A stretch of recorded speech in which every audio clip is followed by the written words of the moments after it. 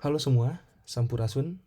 Kembali lagi di channel YouTube saya Rizky Adam Kurniawan, dan di video sebelumnya kita sudah selesai melakukan implementasi seluruh coding ya dari arsitektur MVVM, kemudian Hilt, dan kemudian ROM, di mana ROM yang digunakan adalah input dan tampil ya untuk fungsinya. Nah, kemudian terakhir kita errornya seperti ini gitu. Could not resolve all files for configuration app debug compile class path, kayak gitu ya. Nah, maka beberapa hal yang kemudian bisa kita coba cross check adalah yang pertama dari sisi ini ya, lib version toml ya. Lib version tomlnya gitu, rekan-rekan bisa melihat dari sisi coroutine-nya nih gitu. Pertama ini ada Kotlin coroutine core sama coroutine Android. Nah, ini grupnya harusnya Kotlin X ya. Jadi ini tipe gitu, ini harusnya menggunakan Kotlin X kayak gitu ya. Nah, ini satu harus segera dicek gitu ya. Ini lumayan signifikan gitu. Kenapa? Karena kalau kita lihat errornya, ini mengarahnya kepada area tersebut gitu ya, gitu. Ini mengarahkan kepada area tersebut. Kemudian yang kedua yang bisa dicek juga adalah dari sisi versi KTX-nya ya.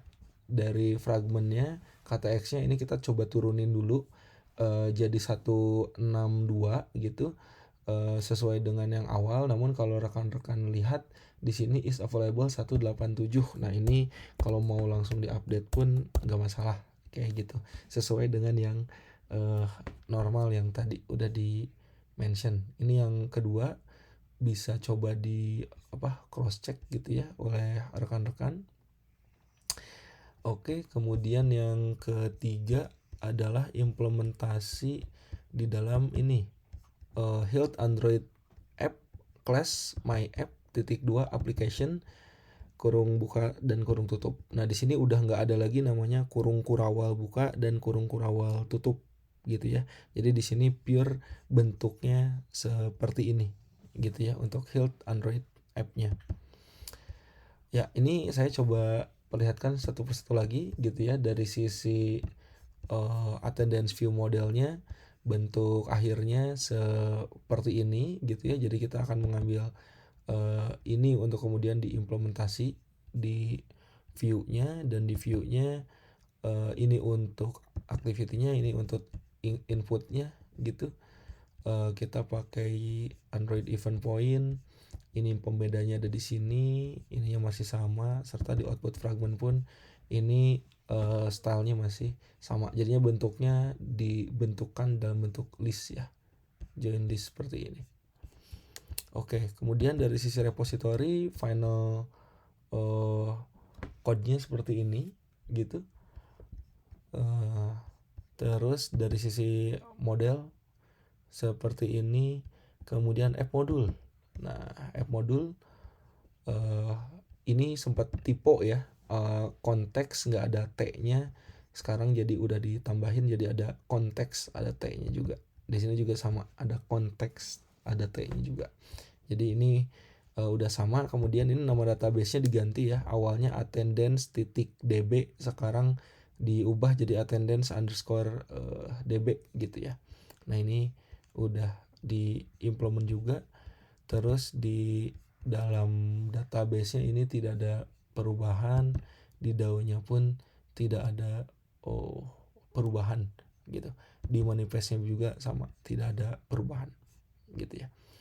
Oke, kita coba running aja untuk aplikasinya, karena tadi udah sempat di build ya Gradle-nya, dimana yang cukup krusial kalau isu yang seperti itu terjadi, teman-teman buka lib version toml-nya dan ini nih grup org JetBrains x Kotlin gitu ya. Ini betul-betul tidak deteksi grupnya karena tipe kurang huruf X gitu di belakang ininya. Oke, sekarang kita coba running. Saya pasangkan kembali device-nya.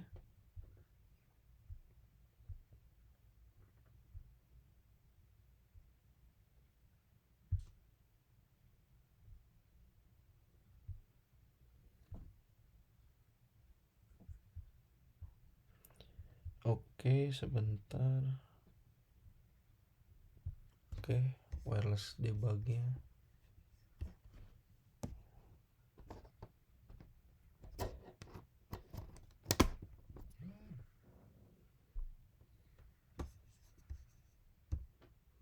Oke, sambil menunggu untuk proses debuggingnya.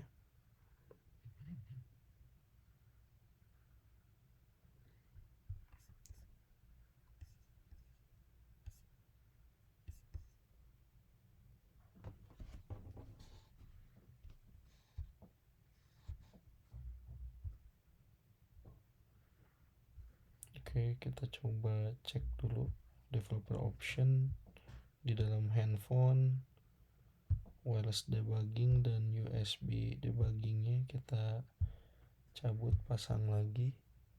Apakah terdeteksi atau enggak?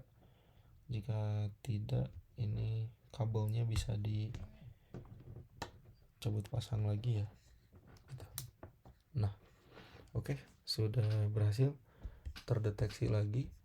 Yuk kita coba running langsung untuk implement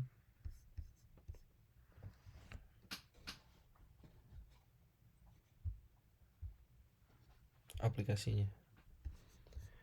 Oke, sip, udah ada. Sekarang kita coba deploy ya ke dalam handphone ini. Kita coba sync project Gradle dulu, karena ini Kotlin X nya tadi udah di update lagi. Habis itu kita coba running.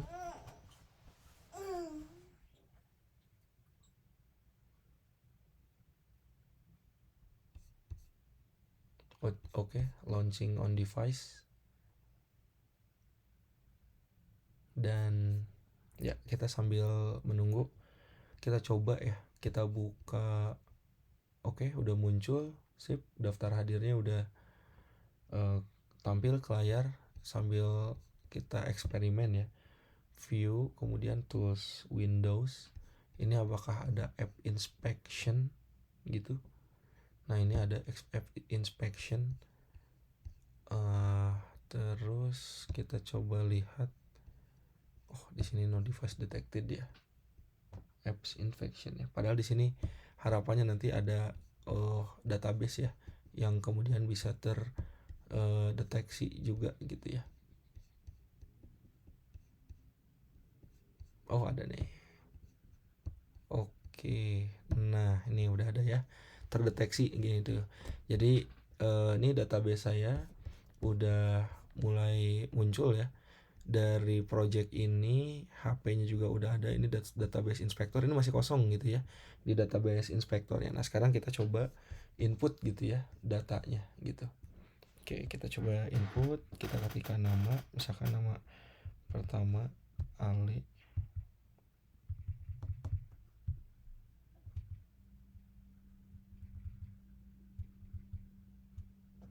Jenis kelaminnya laki-laki, problem solving dan critical thinking. Kategori pesertanya media. Kita klik simpan dan hasilnya muncul gitu ya.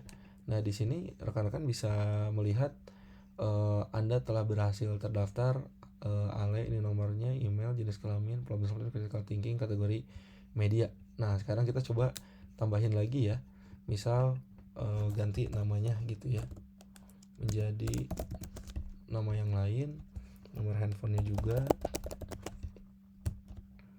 misalkan emailnya juga sama, kemudian jenis kelaminnya kita ganti, skill setnya kita ganti jadi 3, terus kategori pesertanya jadi akademisi misalkan, atau komunitas boleh ya.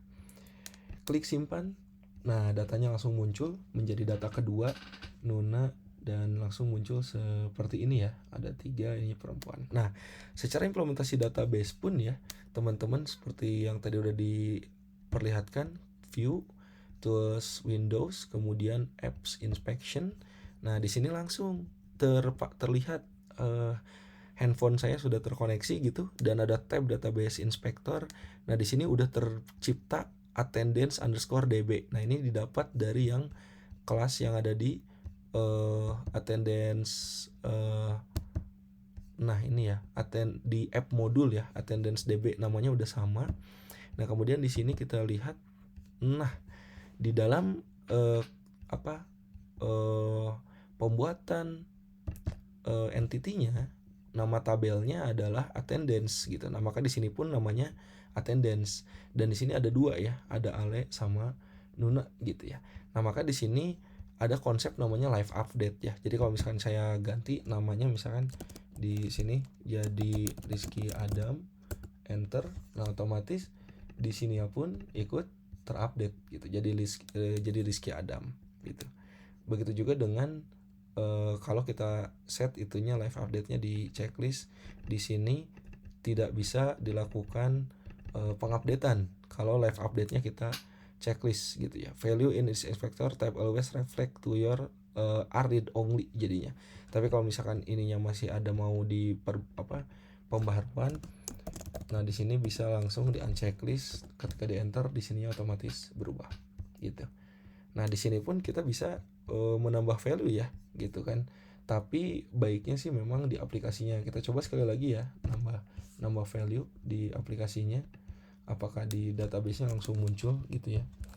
Jadi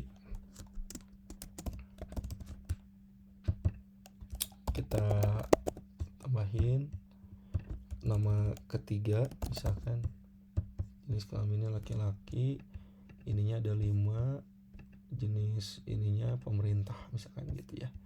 Nah, terus kita klik simpan. Nah, di sini otomatis ada Zoro, skillnya 5-5-nya laki-laki, kategorinya pemerintah. Jadi bentuknya udah betul-betul list ya. Dan ketika kita lihat di sini gitu, kita bisa refresh. Nah, datanya langsung muncul. Ada 3 gitu. Oke, kurang lebih seperti itu ya. Implementasi dari project MVVM, Hilt, dan database ROM gitu ya. Tadi sempat ada error, dan errornya pun yang cukup krusial adalah di bagian coroutines-nya ya, yaitu ORG, JetBrains, Kotlin-nya typo gitu, nggak pakai X gitu. Oke, kurang lebih seperti itu. Jadi video ini adalah video terakhir yang ada di rangkaian bahasan mengenai Android App Architecture Framework, di mana 3 jenis teknologi udah kita coba implementasikan. Nah, maka ke depan jika teman-teman akan membuat sebuah project, maka apa yang dilakukan di project kali ini harapannya menjadi standar, di mana setiap kali teman-teman bikin project, pertama view-nya pakai view binding gitu kan.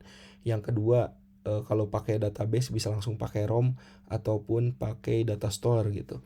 Nah, yang ketiga itu bisa dibungkus dulu pakai Hilt gitu kan ya, secara keseluruhan, dan nanti framework di dalamnya bisa menggunakan MVVM. Nah, begitu juga dengan pengoperasionalan yang ada di dalam Gradle-nya.